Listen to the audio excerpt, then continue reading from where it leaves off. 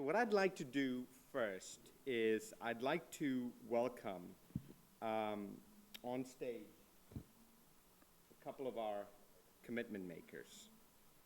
And this first one was really, really intriguing to me. So Anderson Lima Castaneda is from St. Louis Community College, and originally from Guatemala. He came to St. Louis Community College through a program that was funded by USAID.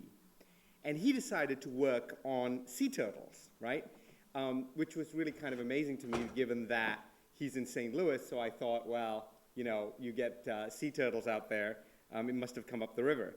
But it turns out that he was inspired to do this because of the problem sea turtles are facing in Guatemala and around the world. So he focuses on olive ridley sea turtles, which are a very common species of turtle, but also a species of turtle that has seen an enormous decline in the last decade or so. Since the 1960s, half the population is gone. So his commitment is to increase the population of the olive ridley sea turtle in his hometown in Guatemala through a two-pronged initiative that emphasizes education on one hand and conservation on the other. So what does he do? So Anderson plans and organizes weekend workshops to educate fishermen on the importance of sea turtles in maintaining the local ecosystem and to be more precise in their fishing techniques as a way of reducing turtle bycatch. And then he also has a turtle egg buyback program. So if you find these eggs, the locals collect them and then sell them for income. Anderson's program basically uses volunteers then to take those eggs, hatch them, and then release those sea turtles. So with that, I just wanted to introduce Anderson and present him with his commitment to action as a student leader who's taken a commitment to make a big difference on the planet. Thank you.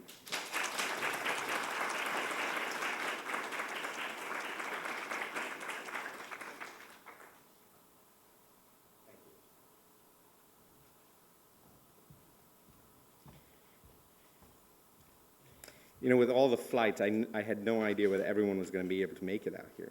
Okay, so Bridget, are you here? Great. Thank gosh. So Bridget Gladden is from Ohio State University. And of course, being from Ohio State University, somehow you decided to work on capuchin monkeys. I love these commitments because it just tells you the power of imagination. And it does have, you know, it doesn't matter where you are, you can work on a problem that really excites you and is important to you.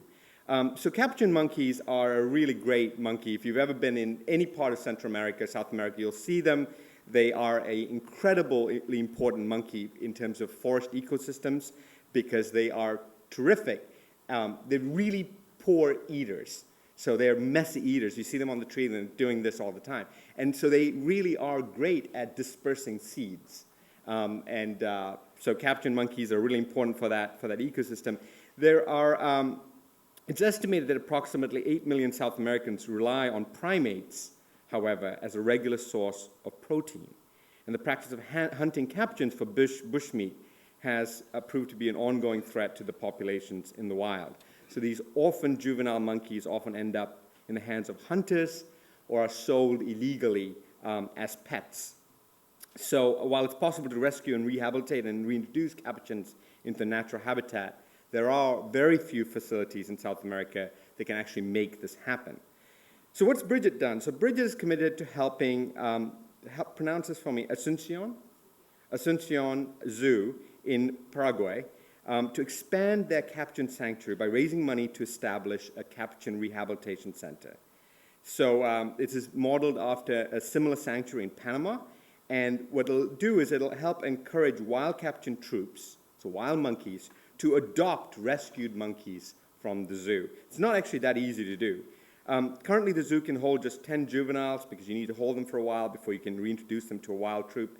And Bridget hopes to raise enough money from visitors and government fees and conservation funds to purchase an off-site facility that will be directly connected to the forest for these monkeys. So with that, I just wanted to thank Bridget for her amazing commitment and her great work.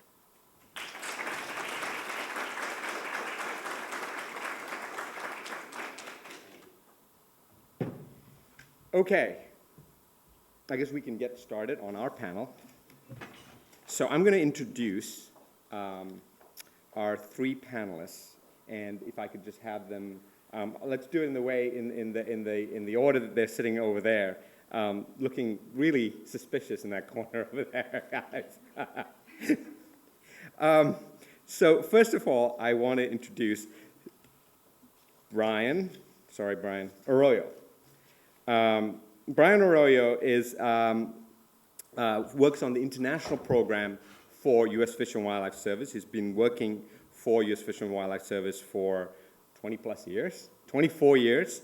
And basically, if you hear of any of these global conventions for wildlife that the U.S. is party to, for example, CITES, which is the big convention that deals with the trade of endangered animals, it really falls under Brian's purview. Ramsar Treaty is another one that's under his purview. So he oversees dozens of these global commitments that the U.S. government, along with other governments of the world, are putting to safeguard wildlife.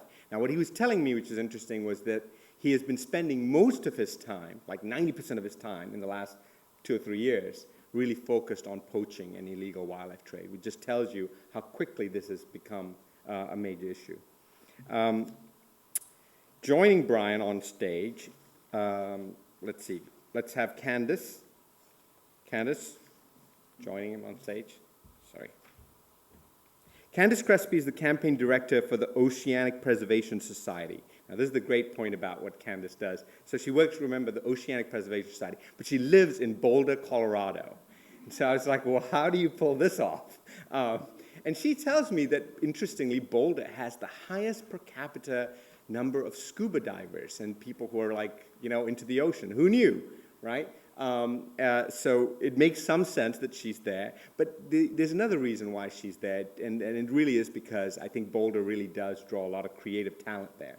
And so Candace works on campaigns for the Oceanic Preservation Society, which is the outfit really behind these movies like The Cove, which you've all seen, I'm sure, won an Oscar for it.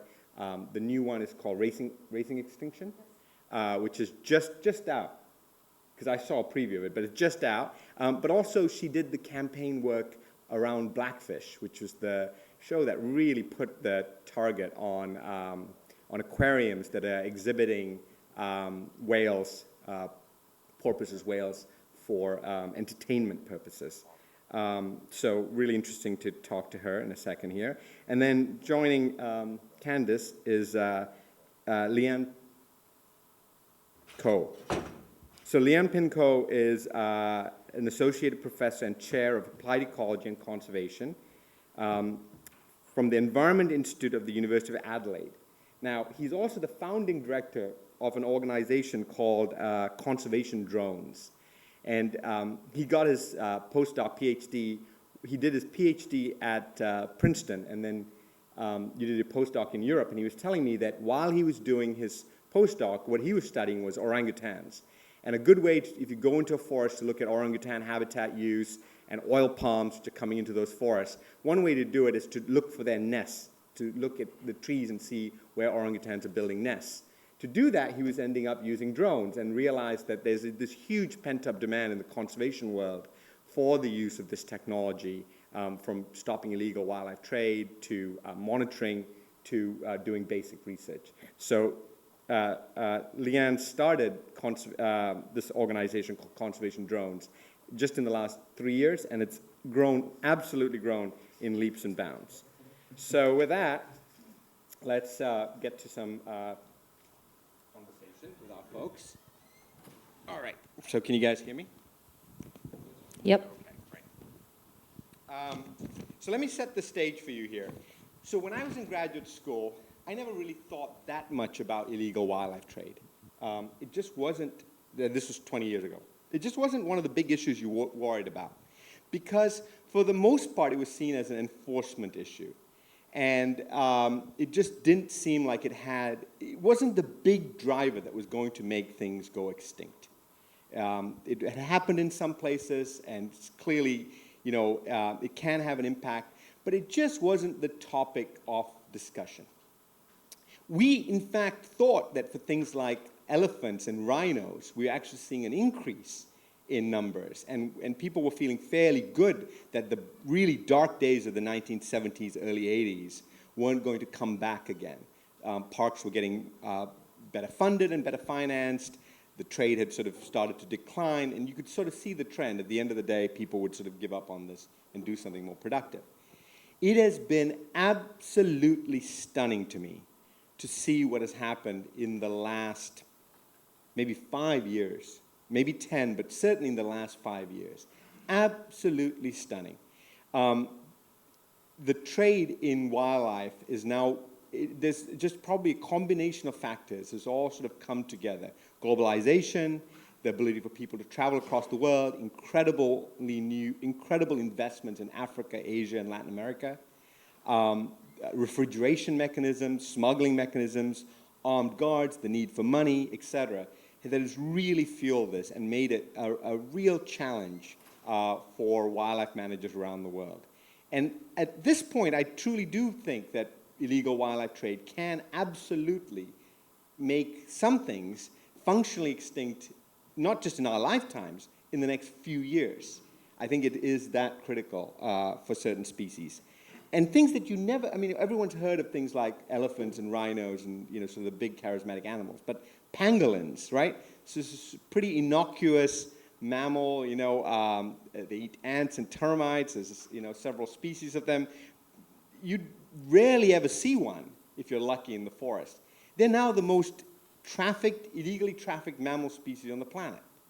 Like 1 million are taken out in the last few years. It's just incredible how quickly something like that, comes into national consciousness.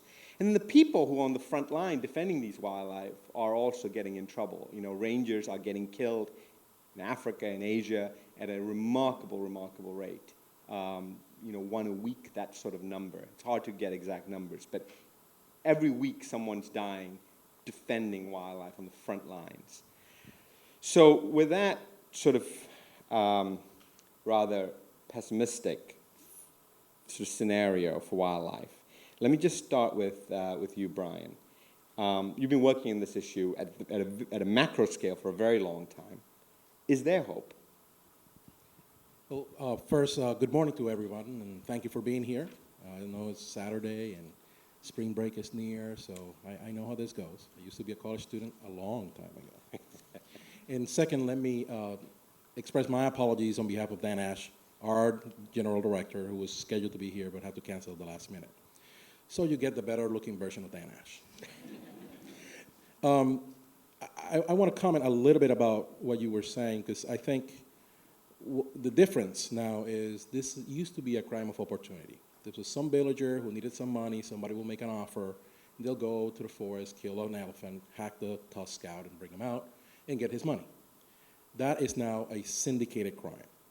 Think of it as a Fortune 500 company that had the line of business of human trafficking, drug trafficking, and weapons trafficking. Law enforcement techniques evolve enough to make those three lines of business really, really risky with tremendous penalties behind them. Wildlife trafficking was easy taking. The laws are not strong enough, penalties are hardly existent in most places, and now you can have an order system. You can get on the internet, and technology has good and bad sides of it, and you can order something if you know the right people to send an email to, and they'll go and get it for you. And we're talking tons. And so when you hear that between the years 2010 and 2012, 100,000 elephants were poached for their ivory, you know you're going down the slide of extinction. And I hope my experts in the papers that have been published are incorrect. We may have about 10 years left at that pace of elephants in the wild in this planet. That is tragic. And so the hope is that a lot of countries have leveraged resources, are working together for the first time at the global scale. This is a global problem, and it will require a global scale response. So just to follow up on that very quickly, so the U.S. doesn't have any elephants the last time I looked. So why should we in the U.S. care? Well, let me start with the United States has been a leader in conservation worldwide for decades and decades and decades. Secondly, our people, we care. We care about these animals. We care about these special places. The U.S. Fish and Wildlife Service is the lead for CITES. And at the last convention of the parties, we did a number of great moves to help with, particularly with the poaching of elephants and rhinos. The United States has the capability, technical and on the ground, to help solve this issue. My program spends millions of dollars. How much when you say million? Can you give us a sense of how big your program is? My program total right now is about $23 million. 15 or 16 of those are for on-the-ground grants. And what we do is we build capacity at the local community level, as you were saying. And both of the commitment examples that we saw this morning, or we heard about this morning, are all about local communities. And so we build capacity from things as how to do census, how to do monitoring, to how to manage human-wildlife conflicts. Elephants are the largest mammal on the planet, terrestrial mammal. And when they decide they're going to walk through a village, they walk through that village. And they will destroy the village. And if there's some tasty morsels in the gardens, they will eat them too. Well, the local community, that's all they've got. So they are not very fond of those kind of elephants when they're in their neighborhood. So we work with them, building electric fences that are solar powered, deviate the elephants from their path, and they will go around the village. And so we create capacity at that level. We also create capacity at the technical level. We help a lot of the custom agencies about how to enforce their own laws and how to be compliant with CITES, which is the most important convention that deals with this issue. Okay. Candace, so you, one of the things that you do is you really focus on these awareness-raising campaigns. And the films that you typically back tend to be films that are entirely set up to really do that, and then you tend to accelerate that by letting people who may not even watch the film know about the issue by using some of the assets from that film. So the same question to you: why should this audience, why should we here care about issues like sharks and killer whales and elephants that are quite far away from us? Well, thank you for having me here, and thank you for everyone for coming and expressing an interest in this, because is there anything cooler than saving animals? It's the best career you could possibly have. And my role is to convey to the everyday person why saving species is so important. I work out of Colorado. Why save sharks? You don't even have oceans around. What's the point? Because sharks have been around for 400 million years.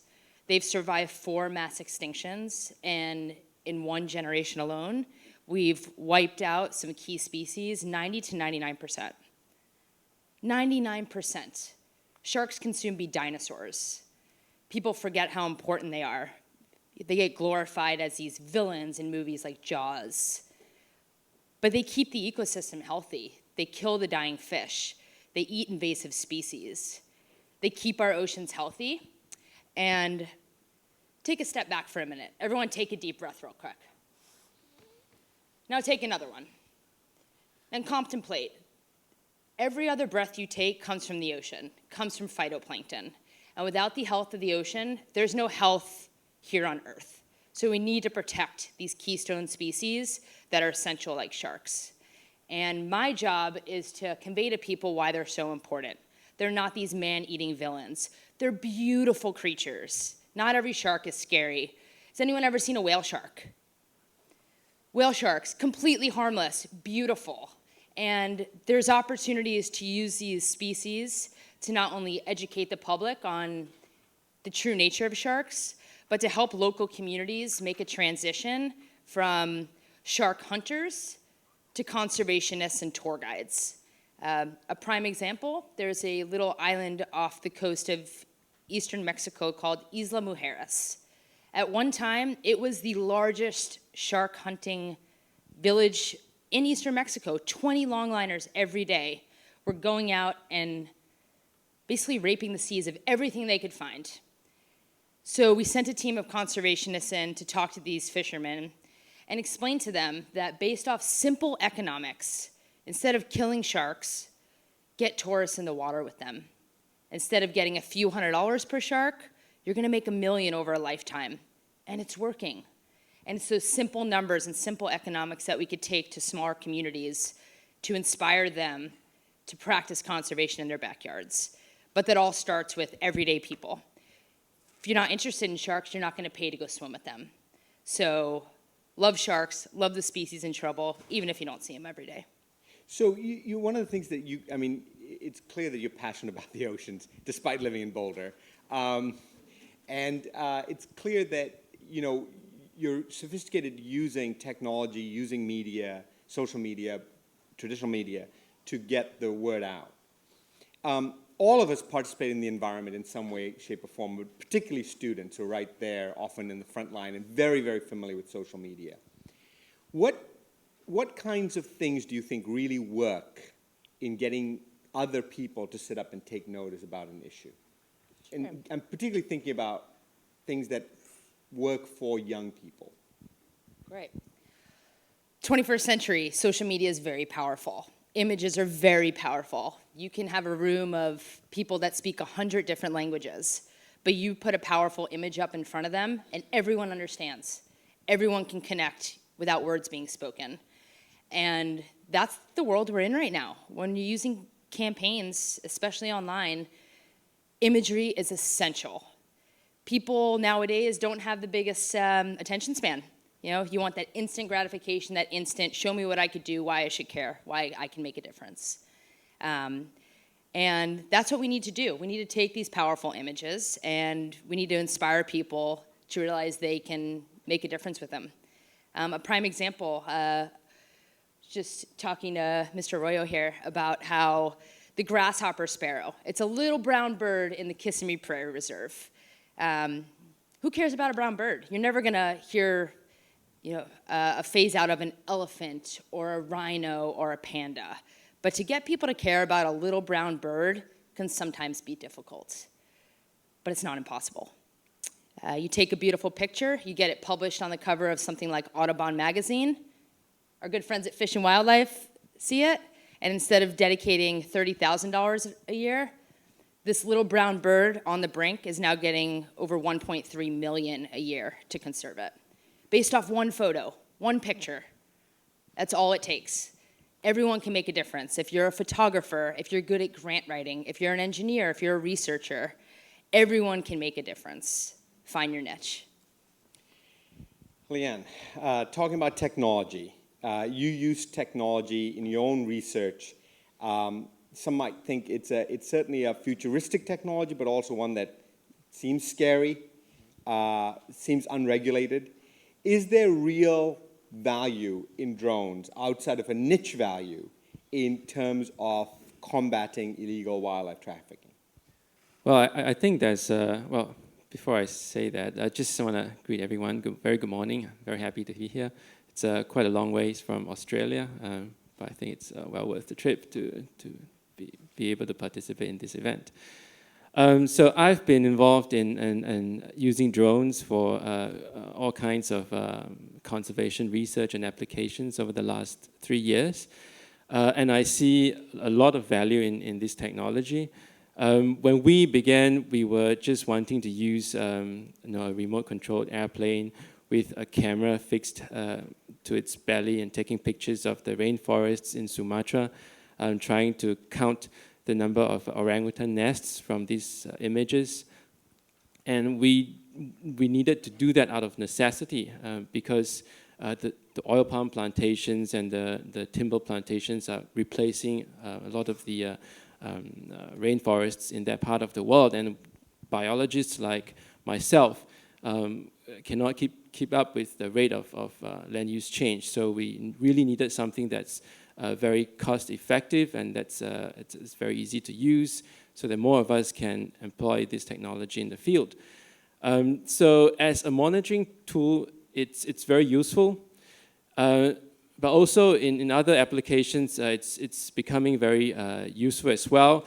Not long after we had a few trips to Indonesia, we started getting contacted by people in other parts of Asia, for example, in Nepal and in India, in Malaysia, in Vietnam, and they were mostly interested to see how this technology could help patrol their national parks. So one of our long-term collaborators is with the Forestry Department in Nepal. And in Nepal, they're very serious about combating wildlife trade. So in each of their national parks, they have a whole battalion of soldiers stationed in the national park. So these soldiers live in the national parks. They have exercises every day. They patrol the national park every day. So a lot of investment is going into these national parks. But the country is still struggling with the resources that's needed to patrol the park. So we are all trying to see if drones could help reduce the cost of patrolling the parks and monitoring where poachers might be active, where animals might be distributed and things like that. So we went to the national parks and we trained the park rangers on the use of these drones, and they were all very receptive. They were all very positive about this technology. And we just need to keep going back and doing the same across the other countries. How many places, for example, does conservation drones support some kind of drone activity? So over the last 3 or 4 years, I think we've been to at least a dozen different countries. Right. We must have built over 100 units of these low-cost drones. And these low-cost drones, how big are they? Well, they give me a range from like a small size copter, a quadcopter, for example, to a 2-meter wingspan fixed wing. And they're all very affordable. So the first prototype we built cost only about $800, put together with hobby-grade airplanes and autopilot systems and things like that. And even if you add sophisticated sensors, they can still be as affordable as a few $1,000 for $5,000. It's very affordable for biologists in the field. Okay. Dan, sorry, Dan. I might call you Dan. I've been called worse, don't worry. Calling you by your boss's name. Brian, are you guys using drones or funding drones for use in illegal wildlife trafficking? We are funding. We are funding local NGOs and some governments. Like where? Just give me an example. In Central Africa, Okay. Tanzania, Okay. Gabon, And- places like that. So here's the question I have for you. So right now, these drones monitor illegal activity, for example. But you still have to go get the poacher. Right. You going to arm these drones? No, I can't do that. No, I mean, it's an interesting However, question, right? it is a very interesting there's question. this sort of path we're going And- down here with and- this technology. And we need to be careful about how we use technology and with whom we use it. Because one of the biggest challenges we face is corruption in these countries. And you will be surprised at high levels in these governments. There are corrupt individuals that are part of that network that is trafficking out of their own countries. And so, in the bad guys, remember, this is a syndicated crime these days. So they adapt. One point, we deployed technology that is used in inner cities to triangulate gunfire. New York City's used it, LA's used it, and we did that in the forests. And unfortunately, some places, that information was used to help escape the poachers because somebody on the quote-unquote, the good guys, will radio in. These countries skipped the phone lines. They all have cell phones, satellite phones. So they can tell them the patrol is coming from the north. Well, they'll escape to the south. And so as we move out and start implementing technology, we also are very guarded with the information. And so I don't think we're going to arm drones. In fact, it is illegal for our program to do that.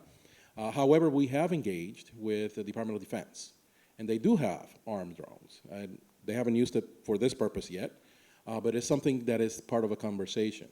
And that's directly a result of President Obama's executive order back in 2013 that called for, which makes it historic, a whole-of-government approach so that the entire United States government is engaged with any contribution, any technology, any effort, to the point that we are training rangers utilizing Marines so they can actually execute these raids. But the drones give us also monitoring information. It's not just for anti-poaching efforts. Just going back to that last point, so what you're saying is that the U.S. government now treats illegal wildlife as trafficking. Absolutely, yes. And so all the parts of government in terms of enforcement and interdiction are now sort of coming together in order to fight it at that level. Is that right? Exactly. And sharing of information, which has opened a number of doors and avenues to find more of these networks and take them down. So Candace, going from that point, I want to ask you something. So when you do a campaign, when you launch a film, you have good guys and bad guys. And that's how films are typically constructed. And even in the documentary world, you kind of have to do that in order to get people to watch what you're putting out there. Who are the bad guys really when it comes to a fisherman who is catching a shark and finning it to feed their family, or a villager who's living on the edge of a park who is catching bushmeat to meet a protein need that they have? So I don't like to think of anyone as villains. I like to see them as people of opportunity who can become those good guys, like you like to say. When we're facing these bad guys, the dolphin hunters, the manta ray poachers, the shark finning guys, we need to provide alternative solutions. These aren't bad people doing bad things because they want to. It's because what they're used to doing. It's because that's how they feed their families. So yes, calling bad guys out is great. It sometimes motivates them to change more, but that's not what's gonna get them to change their ways. It's providing alternatives. You can't go to a shark finning camp and say, stop killing these sharks, it's illegal, they're protected under CITES now. They're gonna laugh and wait till you turn around and head back out with their boats. Alternatives are key to turning these, quote, villains into bad guys. You know, humanity, we're all guilty. We've all done things that exploit animals and hurt wildlife. We've all done it. You may not realize it. If you've ever eaten a Kit Kat, that has palm oil in it. That's orangutans who are being impacted, and Sumatran tigers. So alternatives are key. There's bad guys out there. They don't always have to be bad. We need to come up with solutions and work with community leaders, with governments, with the Fish and Wildlife Service, and provide them a different way to do business and support their families. So that's all nice to say, but when you look at the work that you guys do in particular, you know, the Cove, the extinction film that you have, Racing Extinction, Blackfish, it definitely does polarize that debate a bit, right? I mean, I hear what you're saying, but how do you get this message, which to me seems very destined for a Western, maybe American, but certainly a Western audience? Whale Wars, right? You see, it's not yours, but you see that documentary on television, Whale Wars? It's pretty clear who the bad guys are, and it's some strange foreign-speaking Japanese guys on a boat, on a giant boat, and we're going to go save the whale. That's not really what's killing whales, by the way, but you know, you got that whole thing going. So how do you actually get your message to those communities that you say need to be part of the solution? Because are they watching the Cove? Some people are watching it, not enough. So there's different strategies depending on where in the world we are. So we'll take the Cove, for example. If you haven't seen it, it exposes the dolphin hunt and slaughters that happen off the coast of Japan every year, where thousands of dolphins are killed, and the main reason they do it is to get those few prize bottlenose dolphins to put into tanks in aquariums for human entertainment. So here in the US, the villain would be, yes, these dolphin hunters. What's the best way to get them to stop? When the buying stops, the killing can too. It's supply and demand. Stop buying tickets to dolphin shows, they won't need to refill their tanks. Out in Japan, it's a completely different strategy. When we show the Cove over in that area of the world, we don't want it to be an attack on their country. We want it to be an opportunity to raise awareness. If you go over to Japan and you ask an everyday person, did you know that they're slaughtering dolphins off the coast of Taiji? 99 out of 100 will tell you they had no idea. If you show them some footage of it, they're going to be disgusted and ask, how can I stop this here in my own country? And it's working. There is activists coming out of the dark over there, demanding that their government stop, going out into what we call the cove area, putting themselves between the fishermen and the dolphins, and willing to risk their lives to save these animals and raise awareness. So although there's bad guys, it's not the country of Japan. We love Japan. It's a few fishermen that are involved with this. And usually when people see the film, everyone wants to do the right thing. No one wants to hurt a cute little dolphin. I mean, they're just like us. They recognize themselves in the mirror. They mourn their dead. These are sentient creatures. And we live in, an entertainment world. If you can make a documentary and throwing a villain in there sells tickets, we definitely do that. But the hope is to inspire people and ignite change from within. And it's working in Japan. Over the past few years, less dolphins are getting slaughtered. More people are coming out and speaking out against it. And soon to be announced, hopefully all of Japan will be watching the cove. Great. Leann, when you look at technology, drone technology, other technologies, do you see opportunities for universities, students and student groups in universities to get engaged? Because it seems like a great combination of science, of statistics, of engineering, of communities. Do you see any interesting things out there that would be worth for universities to think about? Yeah, I think another great thing about using technology in environmental or conservation research is that it pulls students from other disciplines into biology. So it's already starting in several universities that I have been in contact with. For example, in my own university, we are working across disciplines with the computer scientists, the engineers, to develop drones that can help radio track animals. So as many of you would know, radio tracking is a popular technology used by biologists to track where animals are located in the field. So the animals will be wearing radio collars, and the biologist would have to be walking in the forest with a huge antenna trying to hone in on the signal. But now we are working with computer scientists to have the drone carry a radio receiver to log the flight path and the signals, the direction, and things like that, so that when the drone comes back to us, we can triangulate the source of those signals. This saves us a lot of time, a lot of money, and we can do the job a lot quicker. So lots of examples like that where students from across different disciplines can work together for a common good. Are there any, what's the next evolution of the technology that you particularly are focused on in terms of drones? I think the next sort of on my wish list, the next application on my wish list is to be able to send a drone under the canopy of a forest. So navigate itself through the forest, vegetation, and take all kinds of, collect all kinds of data. So not just images and videos, but also audio data, chemical cues and things like that. So we can have a complete profile of what animals and plants might be within any patch of forest. And that would really change the whole way conservation and research. Sort of like a self-drive Google car, but for the under forest canopy work. Exactly. So it's kind of very Star Trek-y or Star Wars-y, where you just send a drone out somewhere and it collects all the information. I'm just curious, do you guys use any drones underwater? Not yet, but we have been contacted by people who would like to do that. Well, the underwater community is a whole different community because they have their own technology for that. The ROVs, the underwater rovers, they have a different set of technical challenges that they face.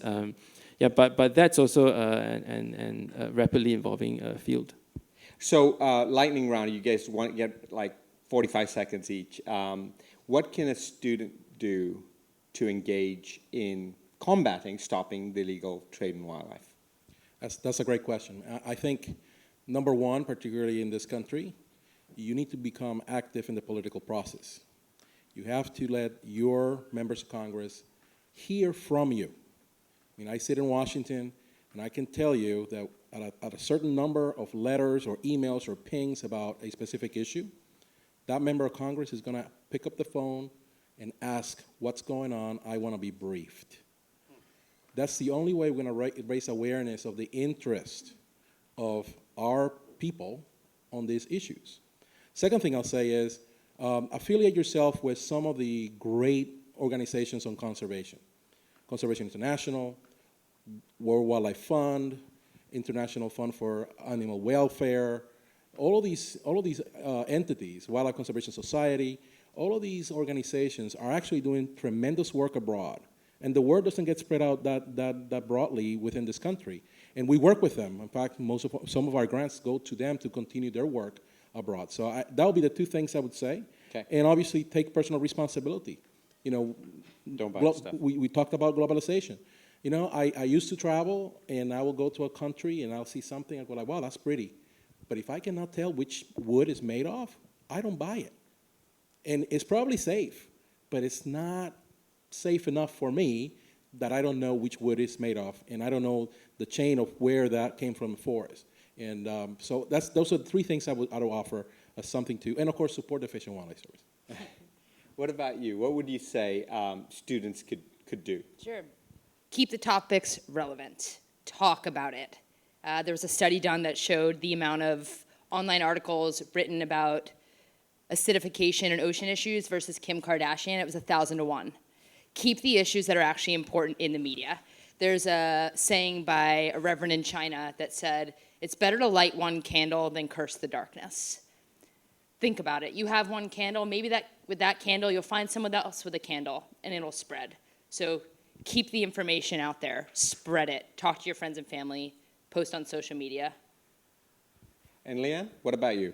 Well, from my perspective, I would encourage students to think out of the box and see how they can use their own expertise or their own passion to contribute to solving the problem. So, for example, I was never a technical person. I was just an ecologist, but I could pick up enough of what I needed to learn to be able to build prototype drones and build them for other people now. So if you are passionate about the subject, I'm sure you can learn enough to contribute to solving the problem. So we'll open it up for some questions from folks. Yeah, I'll start with you.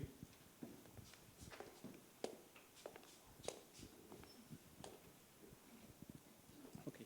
So, can you just tell me your name and where you're from? Yes, my name is Martin Ramirez. I am from Colombia, and I come from Duke University. So thanks a lot for all the panelists. It was a great talk, and thanks, Dr. Shanna Hayan, for your moderator skills. So you talk about basic economics, but it seems that the entire problem of ending illegal wildlife is not settled in the supplier, but in the consumer.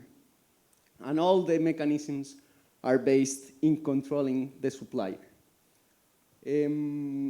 How to track and how, with our commitments, generate impact in the consumer side instead on the supplier side. Great question. Candace, do you want to start with that? Sure.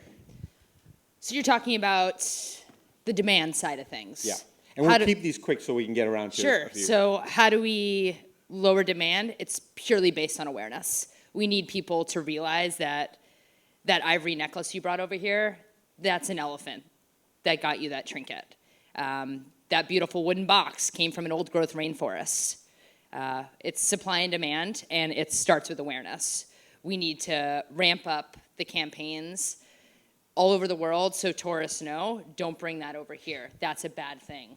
Right, but so Leann, you're from Asia. I mean, you know, culture runs really, really deep, and it takes a long time before people start realizing that maybe this thing isn't doing anything for me, medicinally or even socially. I mean, that's a pretty heavy lift to make, isn't it?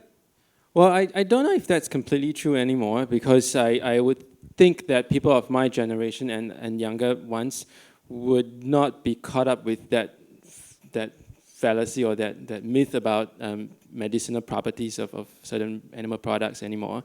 I tend to think it's really a matter of awareness raising And again, from my technological perspective, I think there are very cool things now that are able to help with raising awareness or even bring the right information to people. For example, just a week ago, there was an announcement of a new technology where you could scan a product and have the information behind where the product was produced and tracing it all the way back to its origin on your cell phone. So that sort of technology is great for people who just want to know if they should be buying this or that product. Another question? Yes, sir. Okay.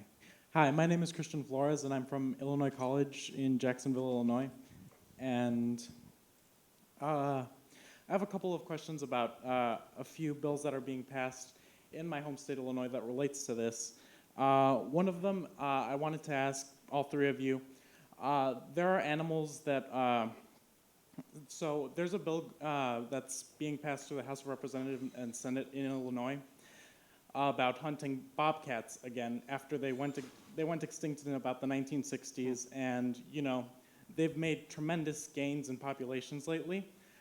Do you think that a bill that would permit the hunting now that they're a common species again is something wise, or would that just lead to another eventual decline in population? Great question. So I'm going to kick that to the U.S. Fish and Wildlife Service. The role of legal hunting in maintaining a species. Well, let me quickly say that I'm not familiar with the Illinois bill, but most importantly is how is that going to be managed? And so there are countries like, let's say, Namibia in Africa, who have a very well-managed sport trophy hunt, and it generates resources to protect the rhinos and the other species that they're very rare there. So hunting has a role in conservation, but it's got to be well-managed. The resources got to go to the local community, and in fact, that's the only reason why we allow sport trophy hunts and their trophies come into the United States from Namibia, because we are 100% assured that that money went directly to the local community to give them those different options. And I'm not a hunter, but it has its role. In the United States, if you go back in our history, white-tailed deer and wild turkey were going extinct way back in the 1800s. And because of hunters and habitat management and well-managed programs in each one of our states, now those species are super numerous, and they have been generating revenue that then funds the states to hunt for their hunting program, but also for their non-game programs. Of course. So all of that sport fishery that the states support is generated by hunters, and hunters are good people. They are conservationists at heart. Vast majority, there's always poachers and that kind of stuff, but hunting has a role in conservation. Is waning down because of generational changes. I think you were absolutely right about the new generations that are more informed, and they're looking for other options.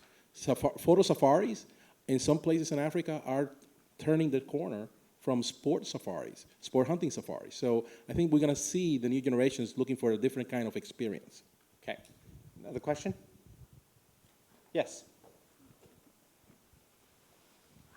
Hello, my name is, you can call me Clementine, and I'm from China. And I come from a country that has a really bad reputation about hurting wildlife animal, especially those endangered. And I'm sure you've heard of we extract the gall from black bears and using them as animal product medicine. And I personally have seen tiger's bones and people eating the shark's fin. And sometimes raising awareness is hard because those demands come from rich people, and they want to acquire those really expensive products to show that they have the access of those endangered species and can do whatever they want with them. And so I kind of wonder how can we really raise awareness from those people instead of everyday people that has access to we have access to. Those really high status people. Do you want to? I would love to take this one. So, jumping out of your seat. yeah. So this is exactly what we're working on right now, and it's changing the attitudes. Sometimes China does get a bad rep. That's not how it is, you know? Recently, there was a survey done, and 80% of Chinese people said they had either drastically reduced or stopped eating shark fin after a PSA was made by a well-known Chinese basketball player named Yao Ming.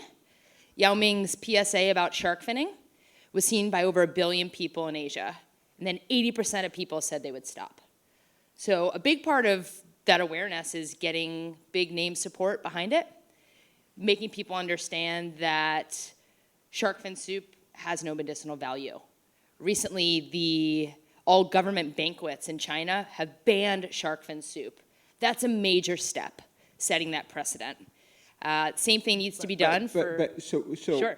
when the government banned it, they didn't necessarily do it because they did it because ostentatious display of wealth in government ranks is now being frowned upon. Right. And it's having this incredible trickle-down effect because all of a sudden, it ain't cool to have a 5-course dinner at a government function. And so what goes off the menu is the opening dish of shark fin soup.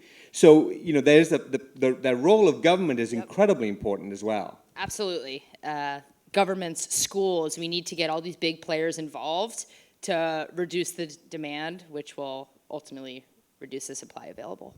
Sorry, I'm going to just take one more question just to get, but you'll have some more time to Happy to discuss talk this to you on your- after. Yeah. Yes, ma'am. I'm Marta from El Salvador, and I would like to know if how can we change the behavior, like the cultural behavior of those people who kill like rabbits or different animals because they want to eat them? Like, it's a cultural thing that they do just because of that. How can we change that behavior that those people have? Sure. I think Candace has been hitting it, the head of the nail on all her comments, and that is awareness. But we have to do awareness not like we have done it historically. I think we have attacked this issue at the poacher level, at the kingpin level, but we always lag behind on the demand reduction. And that's why in our national strategy, we have made that one of the pillars of the strategy, because we cannot do the two and do kind of halfway the third one. And it's the opportunities, the options, giving them a different way of seeing the world, of using those resources that are there for them, and making them the sharks proposals for the CITES COP last year, or 2 years ago actually. It was proven that a live shark was worth more money than the fins that they were selling. So now these fishermen, instead of finning the sharks, they take scuba divers out there. Well, guess what? You cannot fly after a certain amount of time after you scuba dive. That means that person's gonna stay in that local community. That person's gonna stay at a hotel, is gonna eat food, is gonna buy some of the artisanal products that are made, and you create a different economic venture for those local communities. That's the way we're gonna do it. And the China government just announced last week that they're gonna have a ban of ivory commerce. It's unclear because I haven't seen the exact words. For a year, right? For a year, it's a moratorium. which is a good sign. It means that the government is getting enough pressure on all sides, and the younger generations in China are speaking up. They are the ones that started saying, we don't want any shark fin soup. Yeah. In fact, some of the bridal houses was the last bastion because it was the gourmet dish. The brides, after were shown what happens to get that soup, they said, Daddy, I don't want that. The fathers were trying to show their position, their power, their economic ventures, and say, look, I'm giving my daughter shark fin soup on her wedding. Well, the daughters just said no more. So that's the kind of work that needs to happen. Leann, you know, you're a multicultural guy, you know, grew up all over the place and working around the world. Cultures change from place to place. I mean, do you see this as a real challenge and really getting into the culture as opposed to, you know, a message that might resonate with modern city dwellers? Yeah, I've seen it happen in my lifetime, actually. Even personally, for my own wedding, we decided not to have shark fin soup, which is a very common thing in all weddings in ethnic Chinese in Singapore. So why did you do that? Yeah, I'm sure that wasn't because of the Yamen video. It must have been before No, that, right? it was way before that. So why did you do that? Why did you do that? Well, because I'm a biologist, so I'm aware of all the issues concerning shark hunting and things like that. So, But people who came to your wedding, I mean, I heard someone went to your wedding and said, that wasn't a great wedding at all. Yeah, exactly. You didn't serve shark meat. So did you get feedback from your friends, like, why aren't you, stepping up? No, that's what I was trying to say. My peers understand why I did that, why I did not have shark fin soup during my wedding, and so did my parents and my in-laws, because the message was already out there. They were aware of the problem, so we had no problems keeping shark fin soup out of the banquet. I see that becoming more and more common in my generation and the ones after me. Right. Look, I really want to thank Brian, Candace, and Leann for a really fantastic discussion here. What we're going to do is we're going to sort of circulate in the room here, but we want tables or combined tables, if you're a small table, to have this discussion amongst. It's amazing the sort of diversity of folks in this room and the ideas that are here. So we want that conversation to happen as well. So I've looked at this issue for a long time. Growing up in Africa and Asia and here in the U.S. What's interesting about technology is it can work both ways. Technology in some ways is really fueling and allowing this trade to happen on a massive scale. But it can also work in the other way, in stopping poaching, in engaging with communities, engaging with people. I also think there's a really important point that all the panelists made in their own way, which is how you get into communities, right? So how do you really empathize with the local people, local communities who might only know this way or only dependent on this one way of making a living? And at the end of the day, as many rangers as you can put on the ground, as much weaponization as you can have in a national park, and some of it you absolutely need. You are really only going to turn the tide if you can get the people who are closest to the issues to really start to care about the issues. Not very long ago, just a few months ago, I was there when they brought a rhino, a black rhino, to a northern community in Kenya, in the northern part of Kenya. And the Samburu people or related to Samburu people, and they all came to see this baby rhino because they're going to start releasing them in this area. And what was astonishing to me was all the warriors basically gathered around this young rhino. It's tame enough, you can touch it. And they were stunned because they had never seen a rhino. They've only heard of it from their great-grandfathers. The last time a rhino was in that region was 68 years ago. And they were shocked. They were completely shocked at the animal and being that close and up front of it. They thought they thought the horn was flexible like a trunk. They also expressed a lot of surprise that the animal had ticks. And they were sort of berating the keepers, like, why don't you get rid of the ticks as you would with a cow? And it was just this most magical moment to see a local community starting to see this animal that they had heard about but never had any experience with. And then now being allowed, in some ways, to once again take care of what was really originally theirs. It was a really kind of a neat moment that made me realize that communities and getting into communities is the game changer. So may we have you guys discuss some questions, at your table? All right, great, thank you.